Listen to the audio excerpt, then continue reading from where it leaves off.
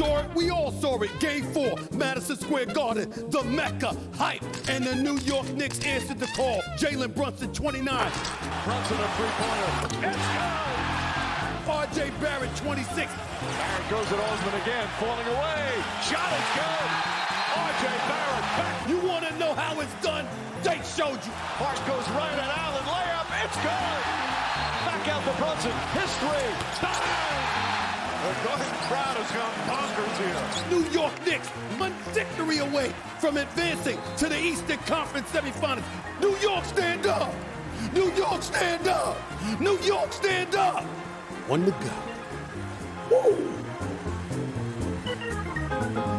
Orange and blue skies, baby. Orange and blue skies. Stephen A's Knicks have a chance to advance for only the second time in the last 22 seasons. So let's dive into this a little bit further. And for that, in our Home Court Advantage series, we are joined by our ABC 7 lead anchor, Ryan Field. Ryan, thank you so much for spending some time with us. We saw the Garden absolutely rocking, matching Stephen A's energy last weekend. What are you expecting tonight as they have a chance to close this all out?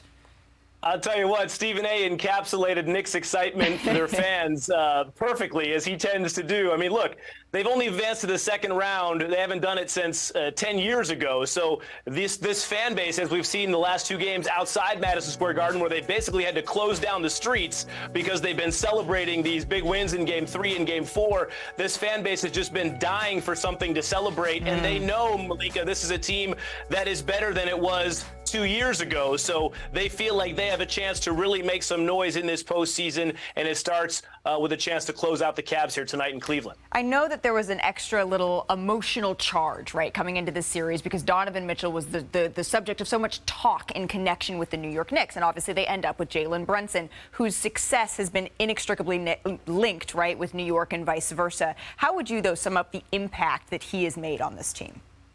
I think he saw it in Game 4 when he had 29 points, hitting a couple of huge threes down the stretch, a game that Julius Randle finished on the bench, spent the entire fourth quarter on the bench, had just 7 points. The Knicks wouldn't have won this game in the playoffs 2 years ago. Jalen Brunson has been a steadying force. He set career highs multiple times this season, including a 48-point piece against the Cavs, in fact, last month. So he has certainly been, you could argue, one of, if not the most impactful free agent signings in the NBA. Ryan, thank you so much for joining us. I know this game tonight is in Cleveland, but I used to live right over there. I can only imagine what 7th Avenue is going to look like if the Knicks end up winning this one. Thank you again for spending some time with us here on NBA Today. All right, let's get a little bit more into this matchup because we have a cheat sheet from Chiney Ogwumike brought to you by BetMGM. Chiney, take it away. You heard it. New York, stand up. Orange and blue skies, baby. The city that never sleeps finally has a leading man in Jalen Brunson. Now, he may not be Fashion Week flashy, getting ready for the Met Gala, but when he is in ISOs, isolation possessions, the results are usually straight buckets. As a 6'2" point guard, JB is 4th in ISO scoring this postseason, and he does do it with a little bit of flair. Now, let's look at this matchup. The reason why he's able to cook is because this is a like-size matchup. Look at the size and specs. Very similar going up against Darius Garland, but he's able to use that push-off. He's been shooting 45% on contested shots. He creates his own space. It's still contested, but this is just natural. You kind of think maybe you should double him based on how productive he's been, especially after things like this. I mean, getting into his package with the ball handling. He's a lefty shooter, contested on the right. That should be able to be deflected, but he's been in his bag. Now, let's switch over to the point guard on the other side because Donovan Mitchell, I mean, the Cavs, they will not go down without a fight. He has to take things personally, so take a listen to this. At the end of the day, like I said, I've had probably the second or third worst playoff game of my career. I didn't show up for my guys. Like, ultimately, like, you know, everybody did their job. You know, we had our faults as a group, but, you know, ultimately I didn't do what I was supposed to do. And, you know, I take that, and I got to just be better. It starts with me. Being honest, you know, I just have to be better. I have to be better.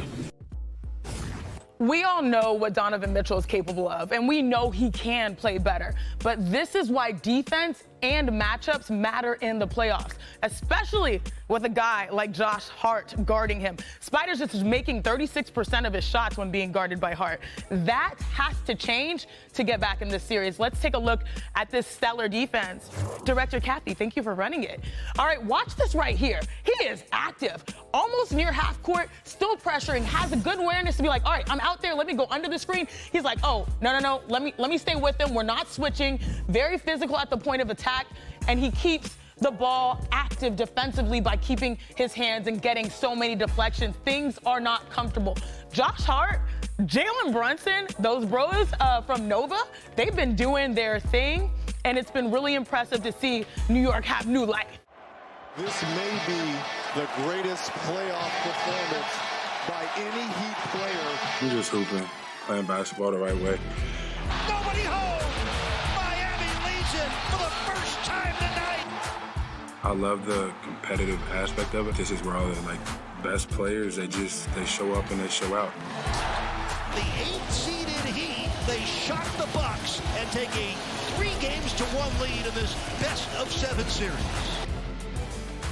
I really still haven't wrapped my head around the fact that the Milwaukee Bucks trail 3-1 to the Miami Heat. How worried are you, Perk, about the Bucks here? Wrapping your head, that's a lot of rapping. You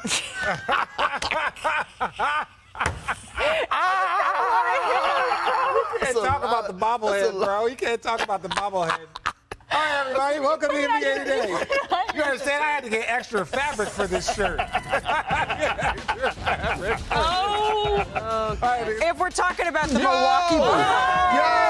What happened? What's up? A little scary. You can't talk about the Bucks without bringing me on. You got the whole crew over there. Thanks for inviting me. I'm back in boring old Connecticut. You guys get to live it up in LA. How's everybody doing? Everybody doing well? Having fun discussing the biggest games in the playoffs? I love your coat, tonight? big guy. I love your jacket. We're matching blue. Our shirts are a little different, but you look outstanding. Well, Richard, you got to get him one of your shirts. Zach, since you're here, I presume to talk about Miami and Milwaukee. How worried are you about the Bucks? Let me up the nerdy factor a little bit, because we're all been talking about Jimmy Butler. Jimmy's unbelievable. Giannis is playing through pain, all that. Here's what I'm looking for tonight. Something interesting from Game 4, that incredible comeback / collapse, however you want to phrase it.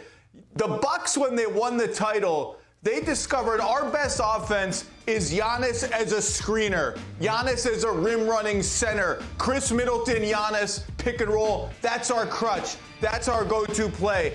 We barely saw that at all in Game 4 when they needed it the most. Giannis only set 9 ball screens the whole game. That's one of his lowest totals of the season. In fact, they flipped it around and used him as a pick-and-roll ball handler with Brook Lopez screening for him, and that worked for a while until Jimmy Butler decided, let me ruin this too by getting in on that play. And I just wonder, is that because they've lost faith in Chris Middleton as a ball handler? He hasn't been quite the same guy this year. Is it because Giannis is playing through a lot of pain and setting picks is putting yourself in the path of pain? Is it just because that Giannis Lopez pick and roll was working so well?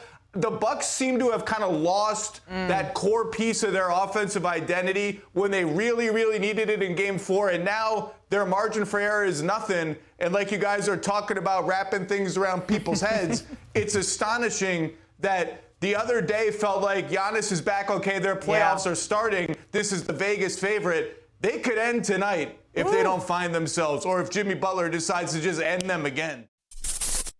Thanks for watching ESPN on YouTube. For live streaming, sports, and premium content, subscribe to ESPN+.